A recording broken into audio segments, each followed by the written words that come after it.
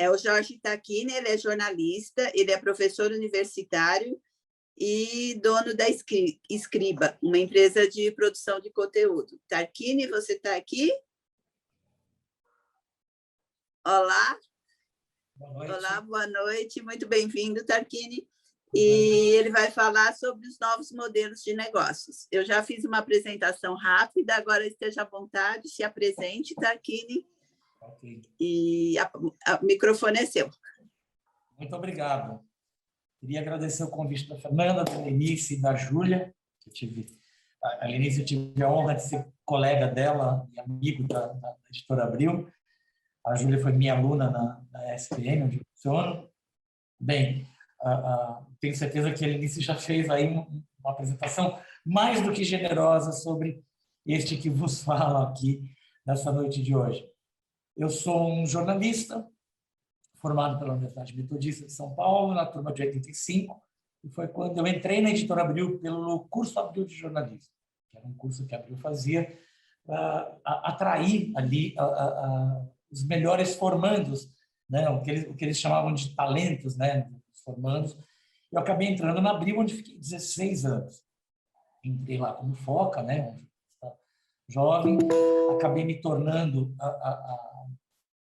uma pessoa que ficou 16 anos ali, cumprindo uma carreira muito bacana, na minha visão, que só Abril poderia me dar. Eu brinco que eu troquei de emprego sem trocar de empresa.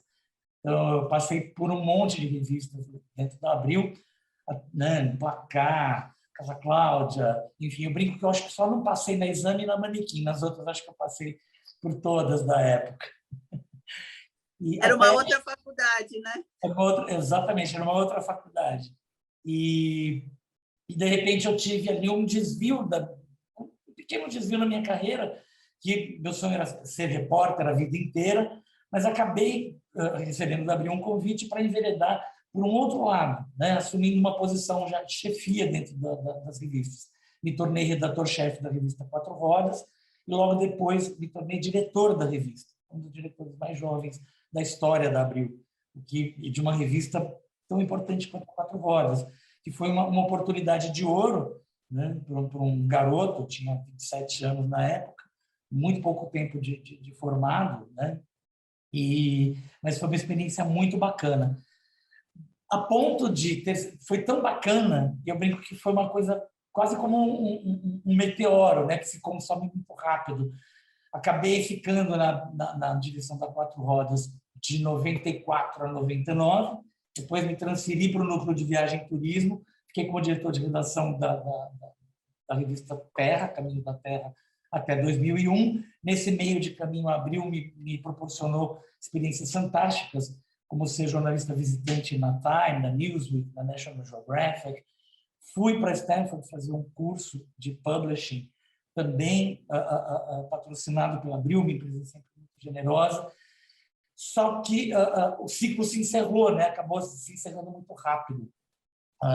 Depois disso tudo, e em 2001, eu acabei me desligando da Abril e enveredando por um caminho um pouco diferente. Eu sentia muita vontade de ter liberdade, né? Eu não sabia se o meu valor era um valor para a Abril, se o meu valor era um valor como jornalista, como profissional do mercado. Porque, muitas vezes, né, uma carreira como a que eu tive dentro da Abril, ela pode ser um pouco enganadora, né? Porque será que eu sirvo só para a Abril ou será que o meu valor pode ser reconhecido fora daquele ambiente tão generoso? E acabamos, né, nos separando de maneira amigável. Tirei um ano sabático para, enfim, decidir o que eu queria fazer na minha vida e me envolvi ali com coisas que eu sempre quis fazer, que era estudar roteiro, cinema, escrever para teatro, escrever para televisão, para cinema, enfim, né? Estudei para isso e acabei me envolvendo com essa turma toda. Só que depois de um ano sabático você tem que voltar à vida, né, e pagar as contas, né? E todo mundo te olhando assim, vai ficar nesse ano sabático quanto tempo? E optei por criar uma empresa, uma pequena produtora de conteúdo. Inclusive a Abril era uma das minhas primeiras, foi uma das minhas primeiras clientes, numa época em que eu tinha que explicar o que era produção de conteúdo. Imagina, em 2002, o início da mudança, né, da era industrial para pós-industrial, o boom da internet, e todo mundo, mas, poxa, né, você não foi convidado para ir para outros lugares? Eu falei, fui. Né? Recebi convites da Editora Globo, recebi convites de jornais, mas eu falei, não, eu preciso ter uma outra experiência fora do universo corporativo.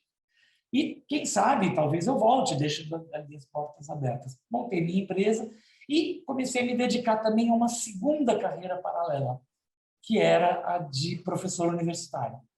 Eu queria dividir com os jovens um pouco do que eu aprendi tão generosamente dentro da Abril. E fui, né, comecei a dar aulas, fiz meu mestrado, fiz algumas especializações e comecei a levar minha carreira dupla, digamos assim. O que a liberdade com que eu trabalhei, né, criando a minha própria empresa, não é a liberdade de eu não vou ter patrão, porque você troca um por um monte deles quando você empreende. Todos os seus clientes se tornam seus patrões. Então, todas as que falam, não, eu quero empreender, isso aí eu não vou ter patrão. Eu falo, você não vai ter um, você vai ter um monte. Então, só que isso, de uma certa maneira, me deu liberdade para conduzir também os meus projetos pessoais. Porque uma coisa eu sempre digo, não existe nada mais eficiente para acabar com a paixão que a gente tem pelas nossas carreiras, né, pela nossa profissão, do que o massacre da rotina. Porque a gente entra na rotina do trabalho e a gente esquece o que é que faz o nosso olho brilhar, né? O que fez o nosso olho brilhar quando a gente escolheu essa carreira. Então, eu sempre digo, para manter a paixão acesa, a gente tem que ter os projetos pessoais. E isso abriu uma terceira frente de trabalho para mim, que foi de escritor. Né? Que o meu trabalho na Abril não me permitia muito, eu não tinha muito tempo, e tinha aquela história, você é um diretor da Abril, você tem algumas obrigações com aquela carreira, com aquela cadeira. Né?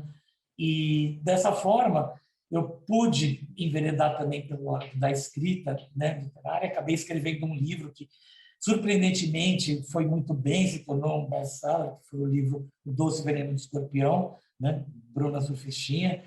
Algumas pessoas até hoje não acreditam, né? Como você teve coragem? Hoje é mais tranquilo, mas imaginem isso em 2005, né? 2004, 2005. Era um outro mundo, era um outro Brasil, era um outro eu e era uma outra sociedade. E abriu aí uma terceira frente. Isso eu estou contando um pouco tudo isso porque tem a ver com o que eu trouxe aqui para conversar com vocês, que é a ideia de que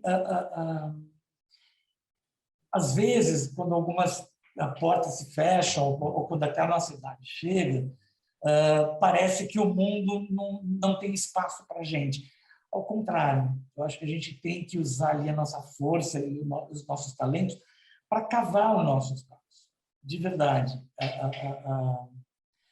Então, eu trouxe aqui hoje para vocês, então, enfim, só para finalizar um pouco essa minha longa apresentação aqui, então, acabei me tornando um roteirista, um escritor, um jornalista, um professor universitário.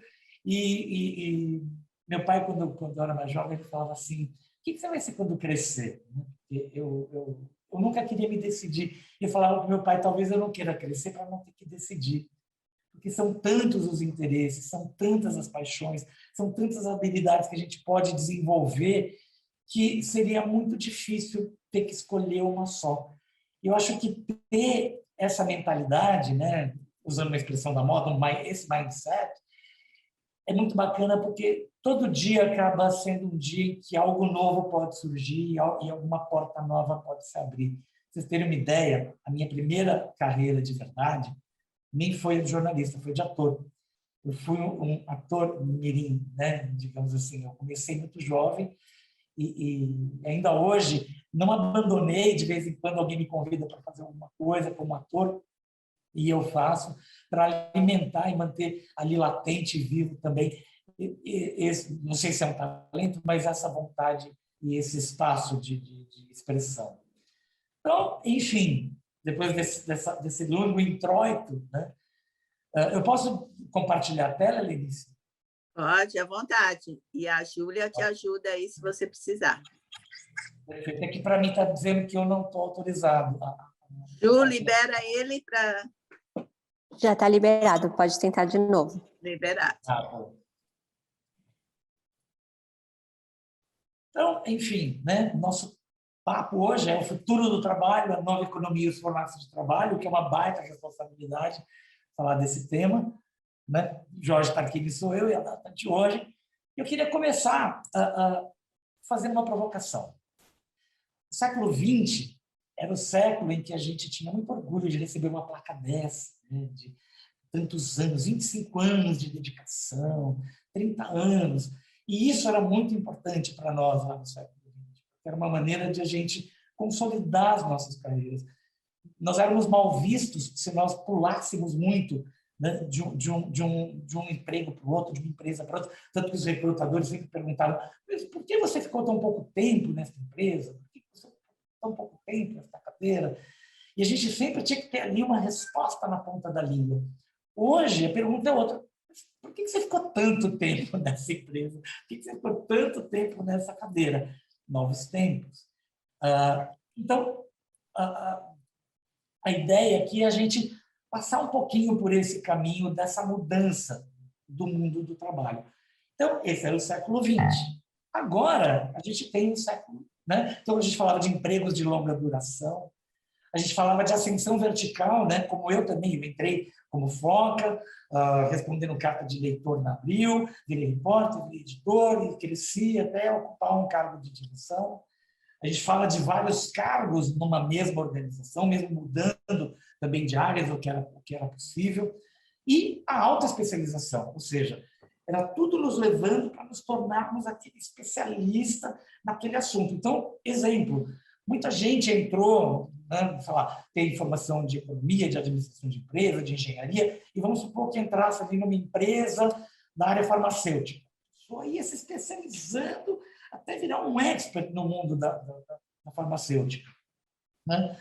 E chega um momento em que não tinha mais a opção, porque aquele conhecimento ele era tão específico para aquele negócio que você não via muita opção para mudar de carreira. Por mais que você fosse um grande executivo, ou, enfim, né, qual fosse a cadeira que você ocupasse, ela servia para aquela empresa, para aquele segmento. Você tinha que trocar uma empresa pela sua concorrente. Não tinha muitas portas para onde a gente poderia bater. E isso nos amarrava, então, 20, 25, 30 anos, nenhum demérito nisso, ao contrário. Né? Eu acho que as pessoas prestaram e prestam ainda hoje, as pessoas que têm esse modelo de carreira, serviços muito relevantes. Mas, né, o século mudou. Né? A gente veio para o século XXI. E aí a gente entrou numa roda viva maluca. Primeiro, a pejotização. A gente começou a ver empresas que propunham para os seus funcionários, de todos os níveis, de todas as carreiras, se transforme numa pessoa jurídica, abra sua empresinha e você vira um prestador de serviços. O que já dá um enorme medo, né, porque a gente começa a perder a questão, né, dos direitos trabalhistas, uma questão que está tão hoje, né, em voga. Por exemplo, na minha área da comunicação, isso já acontecia desde a virada do século. Para nós não era novidade, uma coisa que agora está muito disseminada. E toda vez que algum amigo, algum conhecido fala para mim, mas, poxa, né, eu estou desesperado porque eu não vou ter 13º, eu não vou ter férias, eu falo, calma. Né? Já teve uma geração e um núcleo de profissionais que já experimentaram isso e, sim, divido com o maior prazer este aprendizado. Porque é isso, a gente tem que se ajudar aqui a entender essa mudança. Então, a pejotização, que no jornalismo foi avassaladora, né? Chegou assim, de uma maneira que não... E todo mundo que resistia acabou sendo assim, catapultado para fora do jogo, basicamente. E essa era a regra do jogo. Então, a gente teve a questão da pejotização. Aí, desculpa. Aí a gente tem a ideia do empreendedorismo. Aí entrou na moda, então você vai virar um empreendedor. E, em nome dessa... Todo termo que entra na moda, ele se perde. Ele se perde. Empreender virou assim, abre uma lojinha, você perdeu seu emprego, pega o que você pegou e abre uma lojinha. Você gosta de cozinhar? Abre um negócio de comida. Devagar com andor. Por quê? Porque para nós, o trabalho não é só subsistência.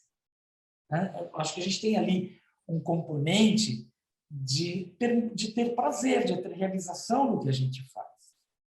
Né? Óbvio que quando a gente pensa em uma situação em que eu preciso ganhar dinheiro, ou seja, eu tenho a necessidade de ganhar dinheiro, ok. Até pensar num negócio que gire minimamente ali uma renda, ok. Mas empreender de verdade é você encontrar uma forma de expressão para o seu talento, para o seu trabalho. Né? É uma outra forma de atuação, usando as nossas experiências, usando a nossa tarimba, porque, enfim, essa ideia de que, de repente, a gente tem data de validade, tipo o iogurte na geladeira, que a gente abre a geladeira e fala, nossa, venceu 2 dias, você vai lá e joga fora, não existe mais. Né?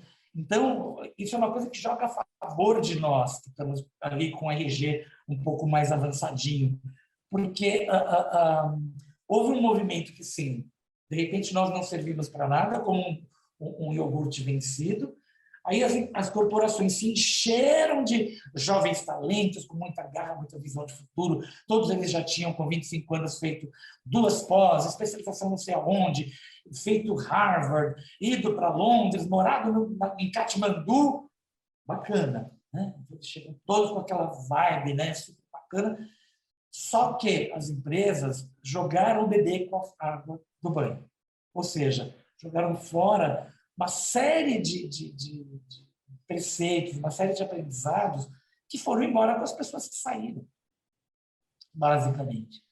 E agora elas estão entendendo que o pêndulo está voltando para um ponto de equilíbrio ali, que é, a gente precisa do sangue novo, a gente precisa de alguém que com 25 anos seja PhD em algum assunto, mas a gente também não pode desfazer da nossa ideia. E isso não cabe mais, no ponto de vista das empresas, que estão mais enxutas, de contratar essas pessoas, porque nós somos profissionais caros, nós viemos de posições muito chaves, e isso custa muito dinheiro. Então, isso também está mudando a face de como o mercado nos enxerga, de como nós, como PJs, como empreendedores de nós mesmos, vamos nos colocar no mercado.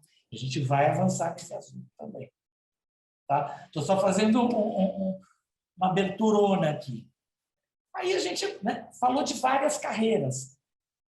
Eu sou meio egoísta, então eu tenho várias simultaneamente. Né? A de professor, a de jornalista, a de empreendedor, né, com a minha empresa, a de escritor. Né? Porém, tem gente que foi trocando de pele, tipo o Paulo mesmo, e era uma coisa e virou outra, e virou outra, e virou outra. Né? Muita gente embarcou na ideia dos influencers, muita gente virou palestrante, muita gente, sei lá, se reinventou. Então, várias carreiras sucessivas, né? Contra a ideia de ficar 25 anos numa carreira vertical. E as multitarefas. Não dá mais para a gente pensar, não, eu sou especializado nisso. Mesmo sendo extremamente especializado, hoje em dia a gente percebe que ser multitarefa é o caminho do sucesso daquilo, de tudo que a gente resolver empreender, mesmo que seja um pequeno projeto. Eu digo isso baseado muito principalmente no que eu vi, e isso eu vi primeiramente no mundo artístico. Antes a gente imaginava os atores, aqueles seres criativos, bacanas, e assim, eles tinham empresário, eles tinham produtores, eles tinham diretores, e eles começaram a perceber que todo mundo ganhava dinheiro menos eles. E eles começaram a olhar e falaram, não, eu tenho que ser multitarefa. Eu tenho que me produzir, eu tenho que ir atrás do meu patrocínio, eu tenho que dirigir, eu tenho que controlar o meu negócio, porque o negócio dessas pessoas todas sou eu. Quando ao contrário, eu tenho que ser meu próprio negócio. E, assim, digo para vocês que grandes nomes das cênicas do Brasil são multitarefas. Fernanda Montenegro, ela é produtora, ela é diretora, ela é produtora executiva, ela é tudo dos projetos dela. Por quê? Porque dessa maneira ela tem o domínio dos processos. Ela não é mais uma peça de uma engrenagem, ela é a própria engrenagem, ela é multitarefa. E na minha área, por exemplo, de jornalismo, de comunicação, a mesma coisa.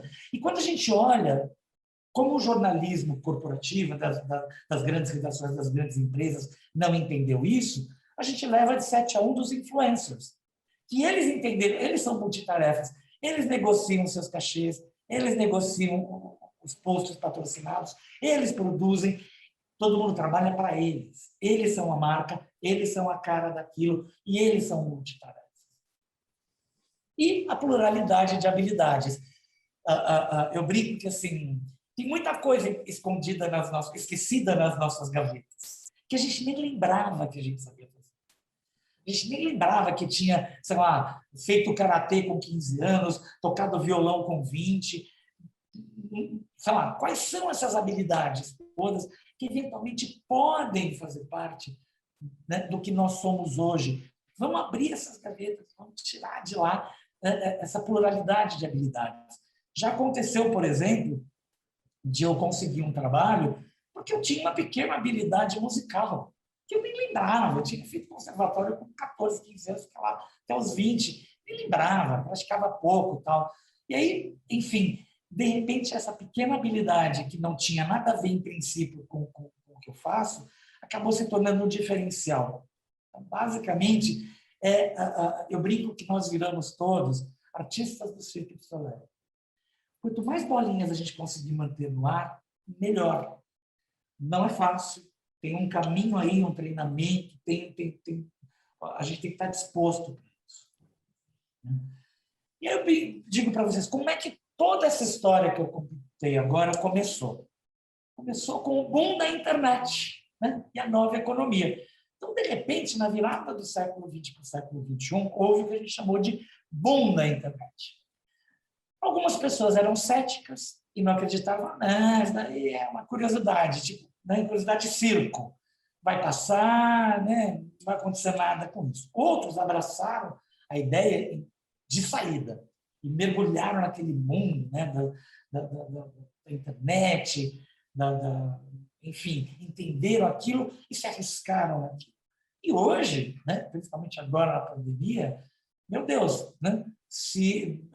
Por exemplo, minha mãe um dia pediu para mim, na época de comprar as máscaras, lá no começo da pandemia, ela falou, eu queria comprar umas máscaras. Eu falei, tá bom, mas eu vou pesquisar, vou te mandar. E ela escolheu ali. Para minha surpresa, as máscaras que ela escolheu estavam à venda na plataforma da Americanas.com, mas eram, na verdade, produzidas por uma cooperativa de costureiras do sul de Minas. Eu achei aquilo tão maravilhoso, pensar que um coletivo de costureiras do sul de Minas estava vendendo para um cara, aqui em São Paulo, né, em 2 toques ali por uma plataforma de e-commerce. Então, a gente começa a perceber que a internet, como eu brinquei lá no começo, ela é o grande marco, né, do fim da era industrial para o início da era pós-industrial, onde tudo mudou. E a gente vai ver um pouquinho aqui de que maneira isso aconteceu. Então, teve o boom da internet, perfeito. Só que estava tudo lindo até a crise de 2008. Né? Então, aquele céu de brigadeiro virou, né? Então aquela coisa que a gente chamou de nova economia quase ruiu, né? Por conta, né, ainda da economia tradicional, a gente está falando da crise americana, né, do real estate, dos imóveis e tal, mas abalou o mundo inteiro. E as pessoas estavam muito acostumadas nessa época, né, nesse período de bonança que a gente teve até 2008, 2009, que era fazer dinheiro de dinheiro. E as pessoas se esqueceram um pouco das suas habilidades. Então, a gente estava na era do ter. Então, todo mundo tinha uma casa bacana, um carro bacana, uma lancha, sei lá, uma bolsa de 10 mil reais. Todo mundo tinha coisas. E quando veio a crise, entrou a necessidade de as pessoas serem. Só que elas não eram. Elas não estavam preparadas para ser mais nada. Elas estavam preparadas para trabalhar, ganhar muito dinheiro e ter coisas. Aí surgiu uma ideia, que inclusive foi capa da revista The Economist. The Sharing Economy, ou seja, a economia do compartilhamento. Então, um monte de gente bem de vida que não tinha habilidade para nada. O que eles começaram a fazer? Eu tenho o meu cortador de grama, então eu vou começar a alugar meu cortador de grama, $6 o dia. Eu tenho um sótão com bastante espaço. Olha, é o seguinte, me dá $300, pode ocupar ali X metros quadrados do meu sótão, né, para botar as suas coisas. Eu tenho uma casa bonita, você quer alugar minha casa para fazer um evento? $38 por uma noite, eu alugo a minha sala de jantar. Meu saxofone, minha prancha de surf, minha bicicleta, né? Eu posso passear com o seu cachorro por $5 a hora, eu posso te alugar meu barco, ou o espaço na minha garagem, a minha bolsa de grife, minha picape gigantesca. É a ideia, né, do compartilhamento do que as pessoas tinham. Uau! E isso salvou a pele de muita gente. Só que começou a ter um efeito no mundo do trabalho. E essa ponte dificilmente a gente faz, que é o seguinte: no olho desse furacão da economia compartilhada, houve uma disrupção no mundo do trabalho, que eu chamo de, né, o fim da era do trabalho, do emprego, o início da era do trabalho. Então, a gente vê aqui, Airbnb, no olho do furacão da crise de 2008, surgiu, né, o que hoje é a maior rede de hospedagem do mundo, que não emprega um concierge, uma faxineira, um carregador de malas, nada. Eles não empregam ninguém. Então, é a disrupção do mundo da economia compartilhada chegando no mundo do trabalho. E logo na sequência, Uber, que em março de 2009 criou a maior rede de transporte urbano do planeta, e eles não têm um motorista contratado. Eles não têm um carro no nome deles. Uau! Quando a gente para perceber o choque que isso representou, é como se tivesse, imaginem um lago e caiu uma pedra de 5 toneladas no meio desse lago. Gerou uma onda enorme, só que essas ondas, né, assim como uma pedra jogada no meio do lago, vai criando outras ondas de maior ou menor intensidade em todas as direções, e isso chegou no mundo do trabalho. Então, não é só no Brasil. Às vezes eu discuto, as pessoas falam, não, porque o Brasil está acabando com os direitos trabalhistas.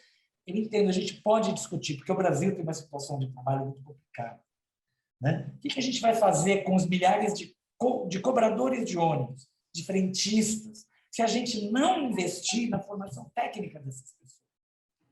A gente vai jogar essas pessoas aonde? Então, concordo que o Brasil tem uma outra situação, tem um outro quadro de trabalho. Mas, de alguma forma, em algum momento a gente tem que começar a pensar nisso. Por quê? Começou no Brasil pelas carreiras maiores. Né? Eu troco o emprego pelo trabalho. Então, eu preciso de um executivo que me resolva aquele problema, mas eu não quero contratá-lo, porque depois que ele resolver aquele problema, o que eu vou fazer com aquela expertise? Então, por isso que todo mundo virou consultor, coach, exatamente, todo mundo. E inflacionou o mercado, obviamente. Então, está na hora de se reciclar. Eu mesmo, no meu pedaço, em 2002, eu criei uma produtora de conteúdo, que eu tinha que explicar o que eu fazia. Hoje, todo mundo é produtor. Então, na minha empresa, a gente está no momento de se reinventar, de se reposicionar. Né? Não somos mais produtores de conteúdo. Eu quero abrir um outro caminho, quero abrir um outro mercado para mim, para a minha empresa. Então, assim, não adianta achar que a gente vai achar uma solução ideal, porque ela dura 10 minutos. Depois de 10 minutos, você tem que achar outra, e outra, e outra, e outra. Então, a ideia de comodidade e tranquilidade não existe mais. A gente está literalmente em solo muito instável. E a gente tem que saber para onde que a gente vai dar o próximo passo. Isto posto, né, essa pedra enorme que caiu no meio desse lago, né, fez com que a era do emprego terminasse e a gente entrou na era do trabalho. É mais difícil para a gente? Por quê? Porque na era do trabalho a gente tem que ir atrás das oportunidades, elas dificilmente vêm atrás de nós. A gente volta um pouco naquilo que o Yuval Harari fala nos livros dele, no início da humanidade, nós éramos coletores-caçadores. E no mundo do trabalho, nós temos que voltar a ser coletores dessa coisa. Ninguém vai bater na sua porta, por melhor que você seja. E é muito curioso que alguns colegas que demoraram muito ou ficaram agarrados, né, ali nas suas posições, dentro da Abril, do Estadão, da Globo, né, agarrados aos seus cargos e suas cadeiras, eles tiveram um dificultador a mais. Por quê? Eu saí com 37, 38, né? Eles estão saindo com 50, 55. Ou seja, é um dificultador, mas não é um impossibilitador. Essa é a diferença. Né? Poxa, as pessoas esqueceram de mim. Não, o problema é que o mundo não lembra mais de ninguém. Né? Agora você tem que se fazer ver, você tem que estar à vista das pessoas. E outra, para pedir, tem muita gente. Tem um monte de colegas que me ligam e pedem trabalho. Eu não tenho trabalho para todo mundo. Só que, algumas vezes, alguns já entenderam o conceito de não peça, ofereça. Então, você olha para aquela empresa, você olha para aquela situação, você fala assim, eu tenho uma solução para esses caras. Eu tenho algo que vai mudar a vida deles. E ele passar uma peroba, bater na porta e falar, olha, andei vendo o seu negócio, andei vendo o que você faz, e eu acho que eu tenho algumas coisas que podem te interessar. E óbvio, um monte de gente depois fala, manda por e-mail. Eu falo, você mandaria a sua melhor ideia? Se você não tem 5 minutos para me ouvir, eu também não tenho 5 minutos para você. É simples assim. Né? É uma questão de respeito. Eu, do alto dos meus 30 e tantos anos de carreira, parei para olhar o seu negócio, acho que tem alguma coisa que pode te interessar, e você não tem 5 minutos para me ouvir? Ok. Né? Próximo. E a gente vai batendo nessas portas e vai dar certo. Outro dia eu estava até contando para uns alunos que a gente estava falando sobre pitches, né? Esses discursos de vendas, os pitches de vendas. Eu não botava a menor fé no pitch de elevador, né? Aquele pitch que você toma o elevador com a pessoa e vende a ideia ali durante uma viagem de elevador. Só que um dia eu estava no Citibank, a trabalho, pela Escribas, e eu tinha uma ideia para um executivo, né, para uma empresa de um executivo que eu não tinha acesso. Ninguém da minha rede conhecia o cara, eu não conseguia chegar no cara. Tentava falar com pessoas da empresa, e assim, era tudo, me manda por e-mail. Eu falava, gente, pelo amor de Deus, tem que ter um caminho. Um belo dia, eu estava ali no térreo do Citibank, ia tomar o elevador para ir para o andar, né, das pessoas com quem eu estava trabalhando ali naquele projeto, abriu a porta, parecia as portas da esperança, abriu, estava ele, em carne e osso na minha frente. Dei uma de maluco, falei, olha, você me desculpe te abordar dessa maneira, meu nome é Jorge Tacchini, sou jornalista, eu não sabia que andar ele ia, né? Eu fui ligeirinho. Eu tenho uma ideia, mais ou menos assim, tá aqui meu cartão, desculpe te abordar dessa maneira, mas enfim, se você tiver 2 minutos para me ouvir, vai ser um prazer falar com você. Quando eu entreguei o cartão, abriu a porta, ele saiu meio assim, atônito, todo mundo no elevador me olhando, tipo assim, quem é este maníaco? Né? Uma semana depois, o cara me ligou.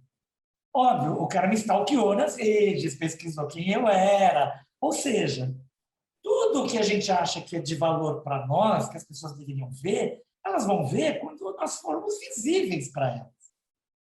Então, basicamente, esse cara deve ter botado lá Jorge Tacchini no Google e visto que eu era um doido, sei lá, metido num monte de maluquice.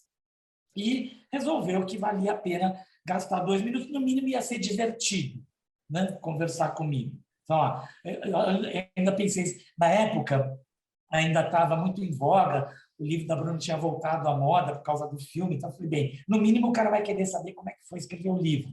Tudo bem, né? Vai ser uma conversa bacana e vai virar um contato. No mínimo vai virar um contato. Né? Então, pensem nisso. Peroba e vamos embora. Né? A ideia é, no cinema tem uma brincadeira dos atores com os diretores e com os diretores de fotografia. Se você não vê a câmera não te vê. Então, se na tua visão direta ou periférica você não consegue ver a câmera, ela também não está te vendo. Então, você não está bem posicionado para ela. No mercado é a mesma coisa. Se você não vê, você também não é visto.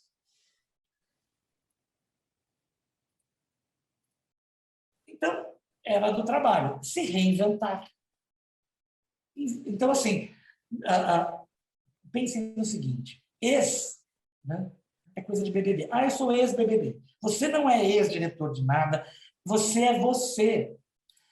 O ex é coisa para BBB. Ah, isso é um ex-BBB, do segundo BBB. E a pessoa vai viver o resto da vida com alcunha, ex-BBB. Né?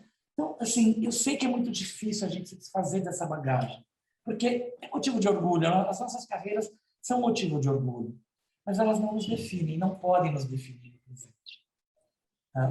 E isso, eu digo para vocês, no começo foi muito difícil. Eu me apresentava, eu usava um pouco ainda o sobrenome Abril, Rodas.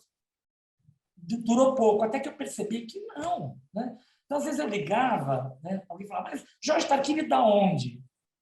Se eu falar da Escribas, ninguém sabe de onde é. Né? Então, eu falava, então, ele me conhece porque eu sou ex-Abril, eu sou ex-Patuano. Aí um dia ele falou assim, não, diga para ele que é Jorge Tarquini. Ponto. Ponto. Não adianta. Né? Então, se reinvente. Invista em você. Use o seu tempo para fazer cursos, para não fazer nada, para ir ao cinema, para ampliar o seu leque de opções, de assuntos.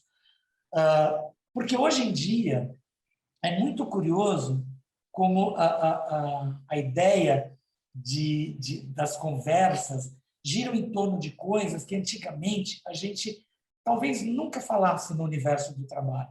Eu já me vi numa reunião de prospecção com uma mesa que tinha 20 jovens, era o diretor de marketing, o diretor de criação, e, de repente, o assunto era a Anitta. Caramba! Né? O assunto era a Anitta. Por sorte, por respirar o ar da academia, eu estou sempre muito plugado nas coisas dos meus alunos, e eu sabia do que eles estavam falando.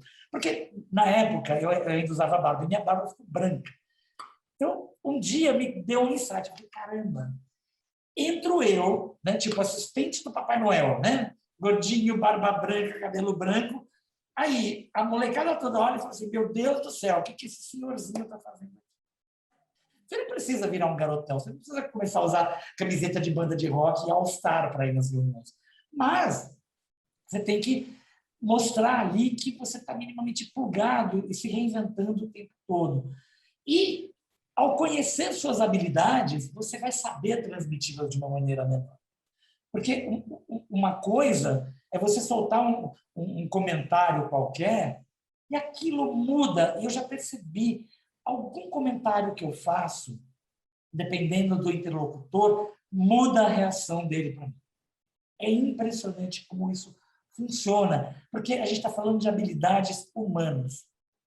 As novas gerações, elas não estão muito entre você que tem uma carreira sólida e um monte de habilidades e alguém que não tem uma carreira tão sólida e tantas habilidades, mas tem ali o santo bateu, as pessoas vão no santo bateu. Eu digo para vocês, vai no santo bateu. E aí a ideia é se aventurar, não ter medo de ir para o mundo. Vá para o mundo, não tenha medo. E assim, se você decidir que não é para você, ok, vira a página, ninguém está casando com aquilo. Né?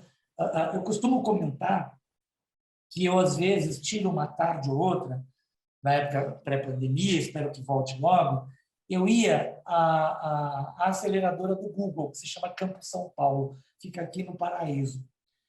E eles têm um espaço que é público, tem a melhor internet do planeta, internet mega bacana, e fica um monte de garotadas, empreendedores, pessoas criativas e tal. E eu vou para lá, levo meu laptop, fico lá trabalhando nas minhas coisas, e eu fiquei percebendo como é que era aquele ambiente. De repente, alguém levanta a cabeça e fala assim, tem alguém de design aqui? Aí alguém do outro lado fala, vamos tomar um café? Eu comecei a perceber que rolava negócios naquele momento. Caramba, eu tenho... Óbvio que assim, eu tinha muito medo de, por ser mais velho, etc, levantar a mão e a pessoa olhar para mim, tipo assim, não, você não, né? Aquela coisa de ser o último escolhido na educação física. Né?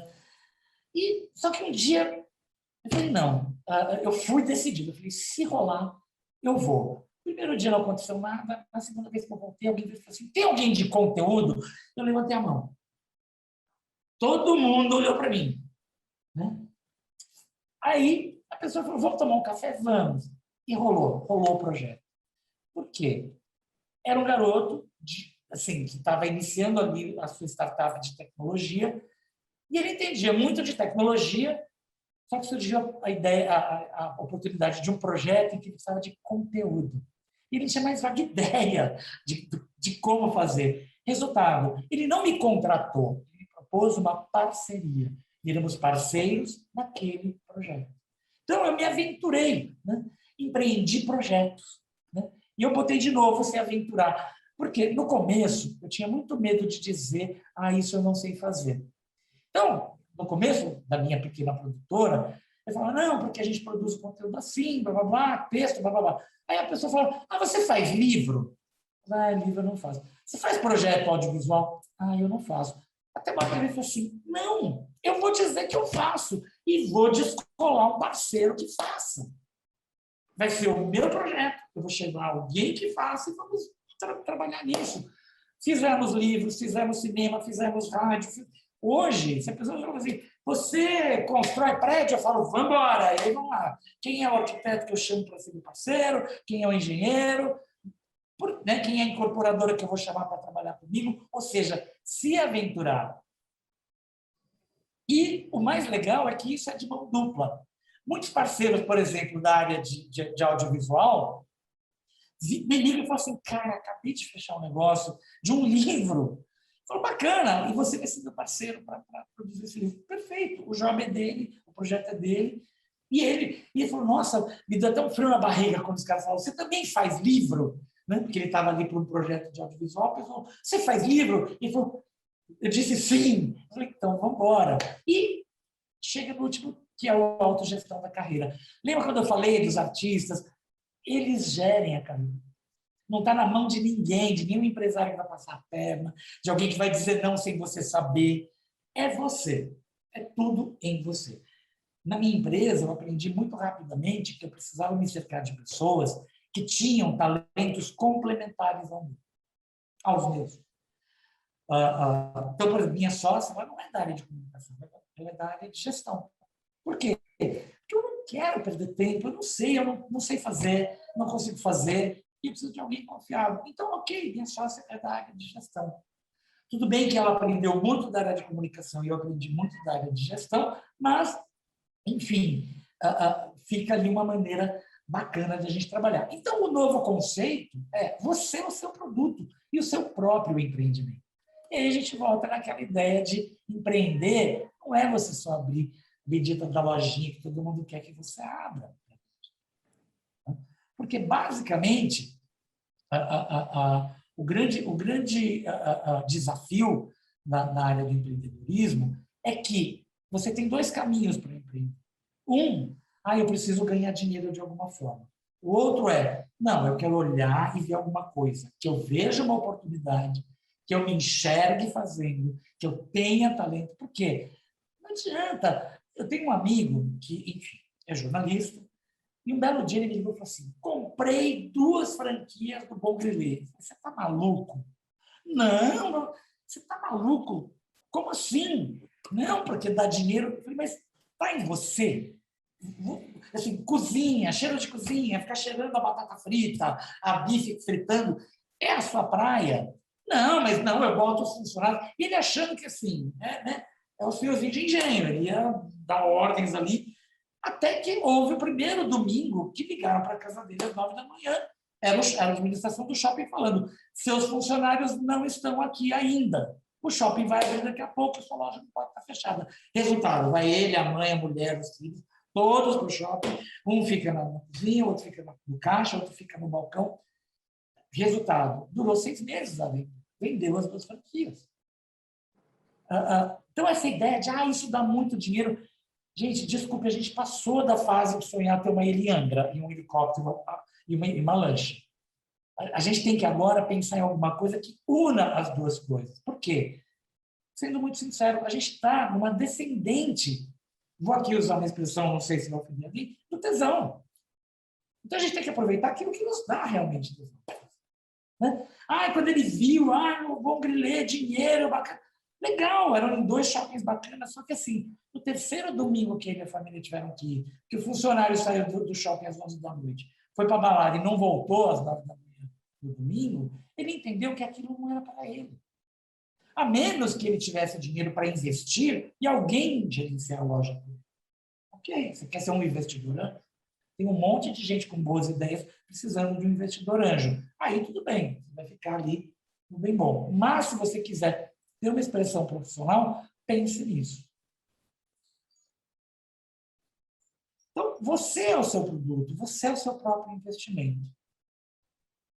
E como identificar oportunidades nisso?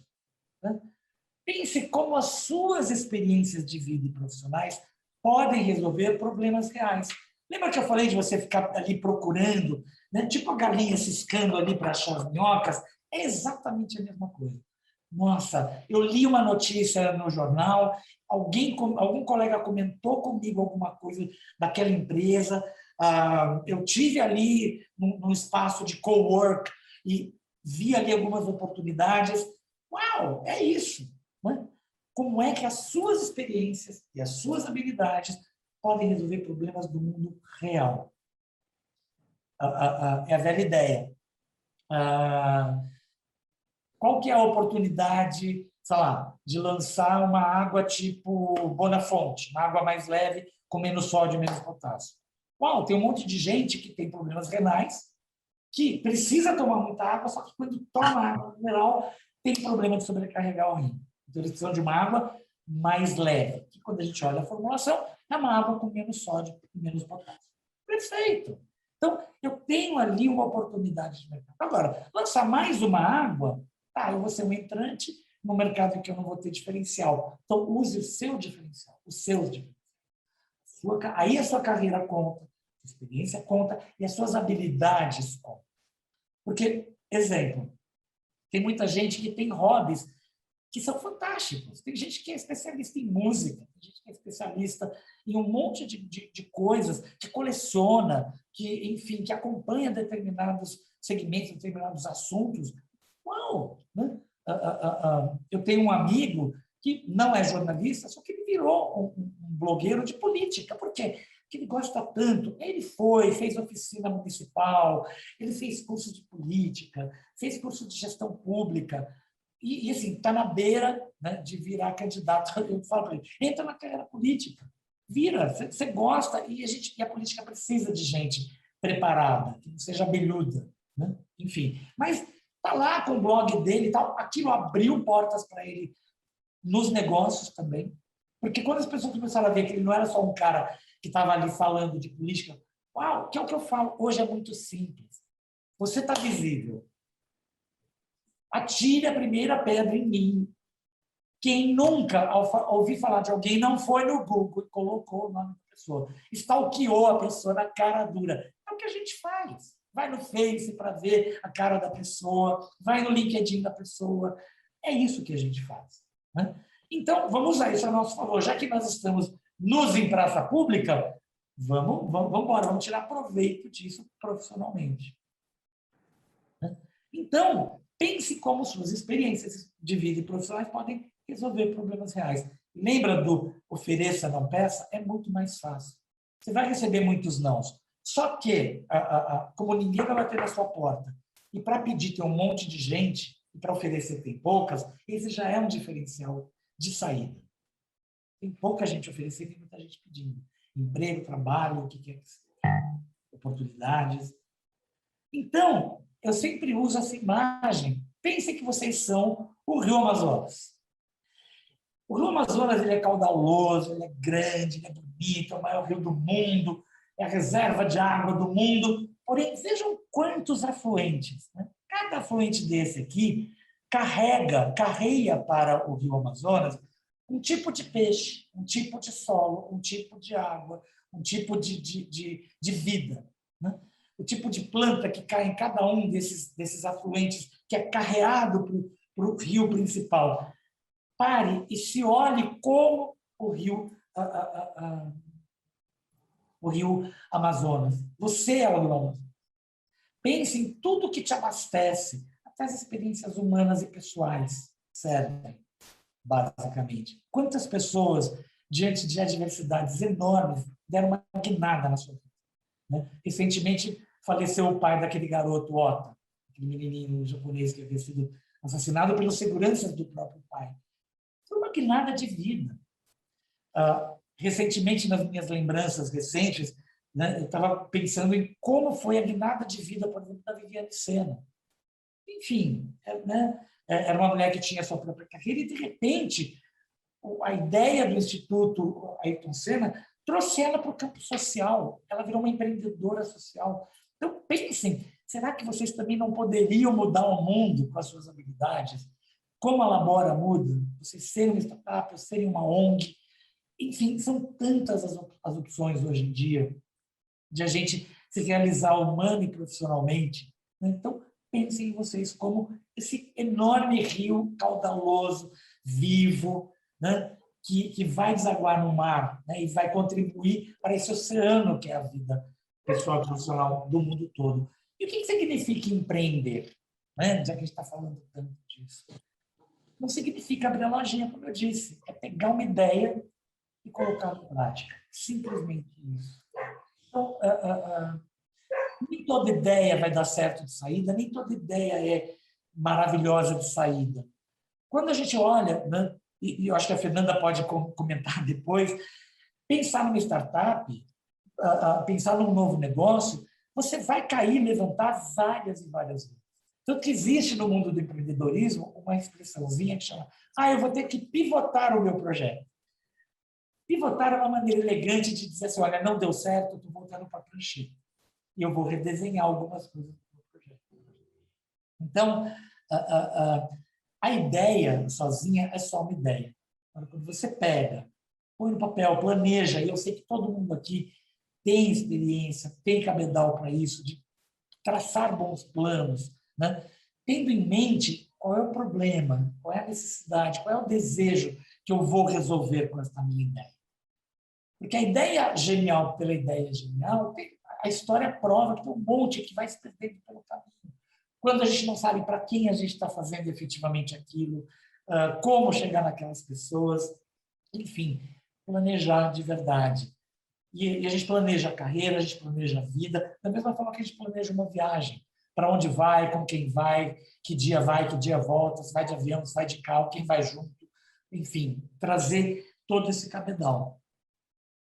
E pegar uma ideia e colocar em prática. Né? Como?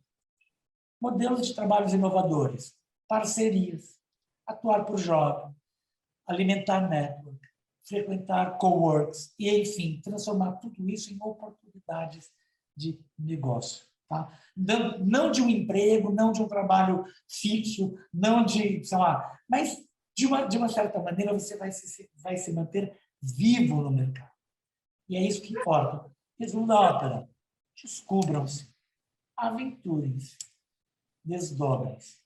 Esses são os meus três mantras. Descubram-se, aventurem-se, desdobrem-se. Vocês são como um origami que se desdobra eternamente. Era isso que eu tinha para compartilhar com vocês. Muito obrigado. Fico absolutamente à disposição para, enfim, quem quiser conversar, trocar ideias. Aqui está o meu contato. Tá? E eu queria muito agradecer a Fernanda, a Helenice, a Júlia, pela honra, né? Pelo prazer e pelo privilégio de poder vir aqui e, enfim, dividir com vocês um pouquinho dessas minhas maluquices aqui. Tarquini, a honra é 100% nossa, e assim os comentários no chat mostram que é nossa mesmo, da comunidade. Eu queria aproveitar que você falou, a Fernanda vai poder, né, comentar essa questão do pivotar. Eu nunca ouvi tanto o verbo pivotar quanto eu tenho escutado. É uma coisa, enfim, acho que a gente, né, enquanto empresa ou enquanto pessoa, se reinventar quando tem necessidade é fundamental, senão a gente acaba não saindo do lugar. Mas engraçado que você falou, porque acho que é o verbo do ano para mim, eu ouvi tanto. Então não estou errado na minha avaliação. Não está. Helenice, se você quiser aqui trazer, né, os seus pontos, os comentários, fica à vontade. O que eu estava olhando aqui nos comentários do YouTube, Tarquini, e que eu queria voltar um pouquinho, reforçar o que você colocou tão bem, que muitas pessoas falam, eu aprendi, mas eu não vou ter, eu não tenho a oportunidade de mostrar o meu trabalho, ou eu estou com medo de o que eu aprendi vai passar. E sempre numa atitude passiva, que eu acho que é um pouco da nossa geração mesmo, que foi criado em empresas, que espera essa coisa de esperar o chefe. Então, eu queria reforçar isso para as pessoas e que você, muito melhor do que eu, as empresas e as oportunidades ainda não enxergam os 50 a mais. Então, tem muito isso nos comentários do YouTube. E eu queria que você falasse um pouco desse novo afluente que está surgindo, que é o pessoal 50 a mais, e que as empresas, ou os projetos, ou os seus reinventes, estão começando a ver de uma maneira muito básica, muito, muito primária, mas que já está existindo. E que, para isso andar e virar um afluente maior, é fundamental tudo isso que você falou, não importa a idade, né? O que você falou pode ser dado numa aula da ISPM, como pode ser dado aqui para todas as pessoas que estão nos ouvindo, que são 60 a mais, ou 50 a mais. Eu acho que é um caminho, eu sei, né, porque eu já experimentei esse medo de dar esse passo. A gente está dando um passo sem, né, como eu falei, num terreno muito movediço, que a gente não domina.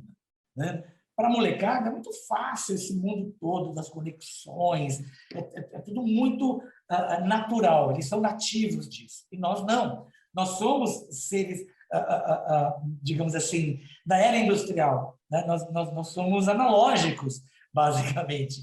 Então, pense em começar com uma experiência. Tentar pensar num pequeno projeto e ensaiar, né? Fazendo laboratorialmente, digamos assim, essa experiência. Eu sei que as empresas ainda não nos enxergam e não vão enxergar, até porque existe aquela questão, eu não tenho dinheiro para te pagar. Muitas vezes as empresas não querem nos ver por uma questão de, sei lá, de um preconceito de idade, um ageísmo mesmo.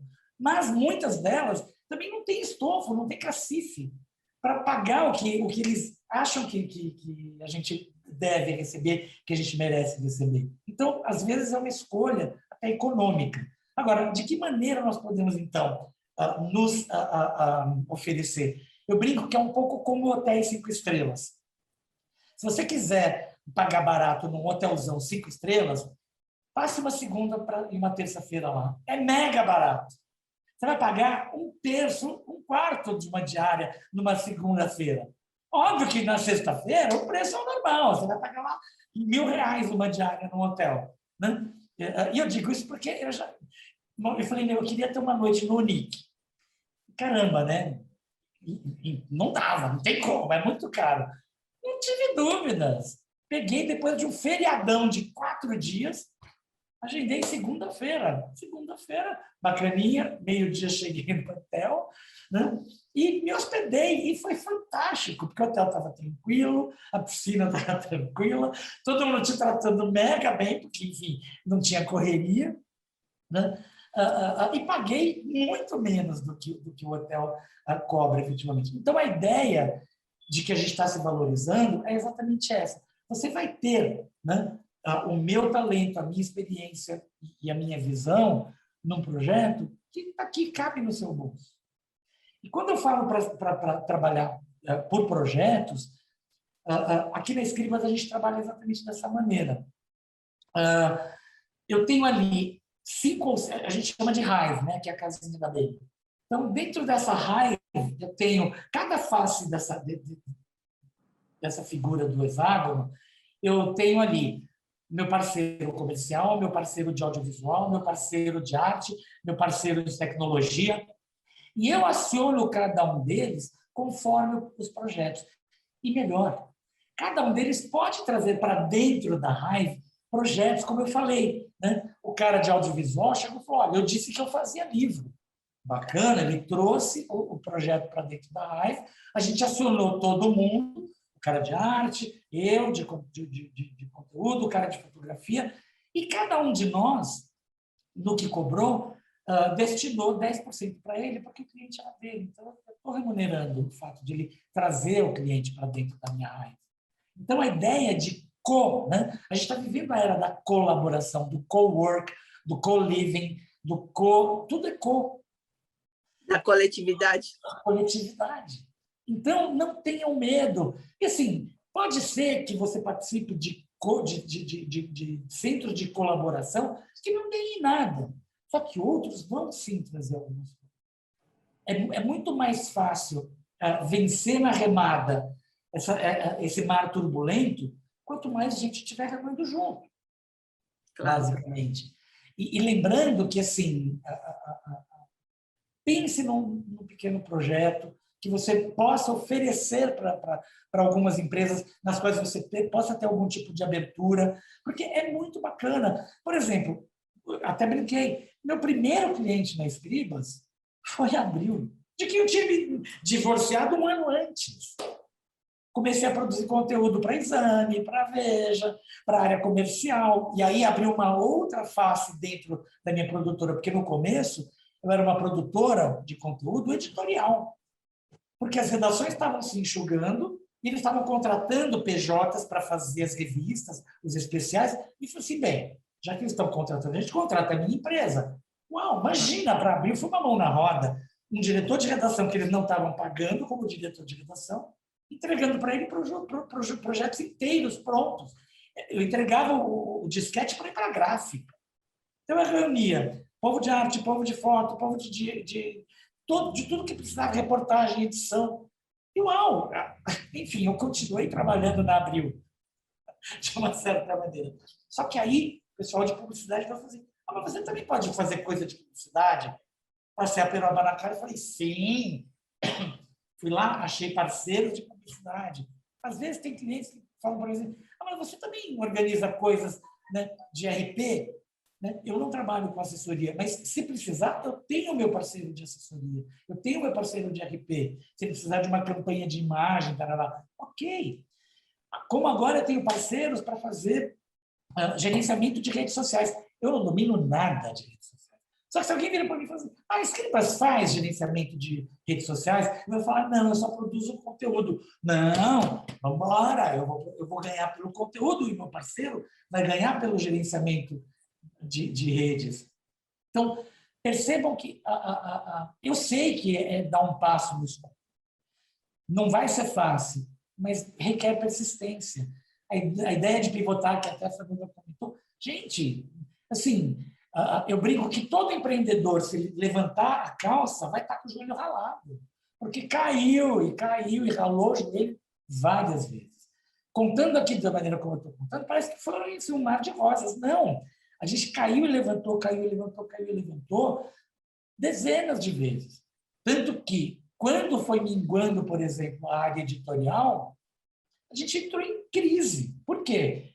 Metade do nosso trabalho desapareceu. Por quê? Porque as redações não estavam mais comprando o conteúdo editorial da gente. E vamos nos reinventar. Vamos para a publicidade, vamos para o marketing. Ou seja, desdobrar. Vamos ver o que tem nesse origami aqui. Até aqui tem isso. Né? Sabe aquela brincadeira que a gente fazia quando era criança, que abria, beijo, abraço. É isso, a gente tem que ir desdobrando. Dá medo de o que é que vem pela frente? Mas é uma dinâmica que não vai ter sossego. E aí eu não vou mentir para você. Não tem mar tranquilo, não tem, mar calmo e viagem próspera. É tudo no sobressalto o tempo todo. Quando você achar que você está, nossa, não, agora eu estou bem, alerta, porque quando você se sentir assim, é quando você está mais em risco, porque vai vir a tempestade. Não adianta. A nossa nova realidade. É a nossa nova realidade. E é tudo muito rápido. Hoje você criou uma coisa que é sucesso, amanhã tem 10 fazendo igual. E mais barato, e num processo mais inteligente. Então, processos, planejamento, isso vai ser o dia a dia de vocês. E se por acaso vocês se sentirem muito inseguros, voltem naquilo que faz o olho de vocês brilhar. Tem um projeto pessoal, sei lá, né? No meu foi escrever livro, foi escrever roteiro, foi estudar. Ok, volte para a origem, né? Eu brinco que isso é bom até para casamento, porque o dia a dia é tão massacrante que chega uma hora que a gente esquece o que fez nosso olho brilhar por aquela pessoa. Porque são as contas, é o dia a dia, é a faxina, é a pandemia, né? Para um dia e pensa assim, o que foi mesmo? Retome aquilo, né? Então, eu brinco que a gente não pode esquecer o que é que nos trouxe para esse mundo, né? Para essa paixão. O que nos despertou essa paixão? Né? Não se deixem vencer pelo medo, pelo atropelo, pela necessidade. Eu sei que todo mundo precisa ganhar dinheiro e a minha conversa aqui parece assim, o cara está falando isso de uma posição privilegiada. Não, mas assim, não botem todos os ovos na mesma cesta. Hoje, eu penso o seguinte, óbvio que a pandemia foi brutal para o meu negócio, porque a comunicação foi uma das primeiras a sentir o baque, né? Praticamente. Os anunciantes sumiram, está todo mundo batendo cabeça no ramo do jornalismo e da comunicação. As agências estão tendo que se reinventar, as produtoras de conteúdo também. E eu ergo as mãos para o céu para ter tido uma segunda carreira, que foi a carreira acadêmica. Porque as aulas, né? Eu dou aula na SPM e na CASP, pagam meu custo fixo. Então, ter essa ideia, só que não acontece do dia para a noite, é um investimento. E assim, se for a solução do dia para a noite, aí, sendo muito franco, abre sim a franquia do Amor aos Pedaços, sem nenhum problema. Não é demérito para ninguém, só que sabendo de tudo que isso significa, né? Não é um negócio que vai encher teu bolso de dinheiro, não, vai ter trabalho, você vai ter que mergulhar num negócio que você não domina e tem que dominar isso muito rápido. E a praça de alimentação pode fechar na pandemia. Não tem nada. Exatamente. Exatamente. Então, não tem resposta fácil. Não tem resposta fácil. Lamento. Agora, que a gente está entrando numa fase, agora falando pessoalmente, em que, enfim, os 50 ou 60 mais, eu acho que a gente vai voltar, né, de uma certa maneira, se a gente se mexer. Quando a gente olha todas as causas identitárias, elas não estão hoje na boca do povo, elas não estão acontecendo porque alguém olhou e falou, não, vamos aqui, vamos... Não, estão acontecendo porque as pessoas se mexeram. Exatamente. Todas as causas identitárias, seja pela gordofobia, pela LGBTfobia, pelo racismo, pela misoginia, não tem jeito, essas pessoas estão nesta batalha há muito tempo. Então, não adianta a gente ficar aqui, ninguém olha para mim. Se faça visível. Se faça visível. Então, acho que está na hora... Está na hora da gente... Se tenha orgulho do que você é e lute por uma causa. Nossa geração lutou por tanta coisa, por que não vai lutar por essa? E pior, uma boa parte da responsabilidade, eu não gosto de usar a palavra culpa, vem de nós querendo sempre parecer mais jovens. A gente quer, né? Então, a gente faz tudo para parecer mais jovem. Então, nós entramos no jogo da juventude. Então, a gente se veste como se a gente fosse mais jovem, a gente faz procedimentos para parecer mais jovem, né? E agora a gente está começando um movimento de assumir cabelo branco. Claro. Né? E de gostar disso, se valorizar como você é, né? Exatamente. Né? Eu tive essa conversa com a minha irmã no começo da pandemia. Ela, porque eu não vou conseguir pintar meu cabelo. Eu falei, não pinte. E agora eu acho o máximo o cabelo branco, porque não ficou branco, ficou um cinza super bonito. Né? Então, a gente ocupa o espaço em que a gente se coloca. Claro. Então, eu acho que isso é fundamental. Eu entendo que é deprimente em alguns momentos, mas não vamos nos vitimizar. Vamos pegar tudo isso que nos oprime e usar isso como um impulso. Vamos para frente. Eu sei, porque o trabalho para nós, para a nossa geração, ele é tão importante. Ele é uma parte muito importante até de nós mesmos, da nossa própria identidade. Então, vamos embora, vamos lutar por isso. E vamos ralar joelho e vamos embora, sabe? E muitas vezes é muito curioso, porque uma vez a Abril me chamou para falar exatamente de empreendedorismo, porque, óbvio, eles estavam mandando um monte de gente embora, estava um processo super delicado, e eu fui chamado para falar de alguém que saiu daquela situação, porque o medo era o mesmo, independentemente da idade. Desculpa, Denise. Não, perfeito, exatamente isso. Então, olha que incrível, a Abril chamar alguém que era um ex-Abril para falar com futuros ex-Abril, né, sobre como vencer o medo de perder o sobrenome, o medo de perder o cargo, essa parte da nossa identidade, viver sem o crachá, enfim, a depressão de ver que as pessoas não bateram na minha porta. E não vão bater. Não vão bater. Bata você, mas não para pedir, para oferecer. Se oferecer. Oferecer o que você tem de melhor.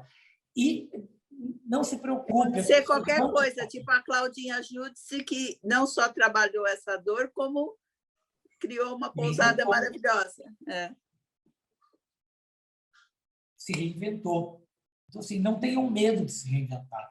Porque uma boa parte de todos nós tem que se reinventar nessa situação. Porque aquilo que nós fomos, aquilo que nós éramos, a cadeira que a gente ocupou, não nos pertence mais. Ela pertence à nossa história, ela é motivo de orgulho, mas ela, enfim, não é mais. Então, o que é que nós vamos ser? E a nossa geração é isso, porque não era só se aposentar e tchau. A gente quer muito mais que isso, a gente quer continuar ativo. Tarquini, a gente vai ter que encerrar, que a gente estourou o tempo. Eu queria te agradecer muito. Eu acho que foi um último conselho. Muitos de nós têm dentro da própria família jovens que usariam as nossas habilidades e a gente poderia trabalhar junto com eles. Seja em que carreira for, né? Olhem para os jovens que estão ao redor de vocês, associem-se a eles, tá bom? Mais uma vez, obrigado. Foi uma honra. Muito obrigado, foi maravilhoso. Espero que a gente se encontre em outras lives. E espero um pouquinho, que é a hora que a gente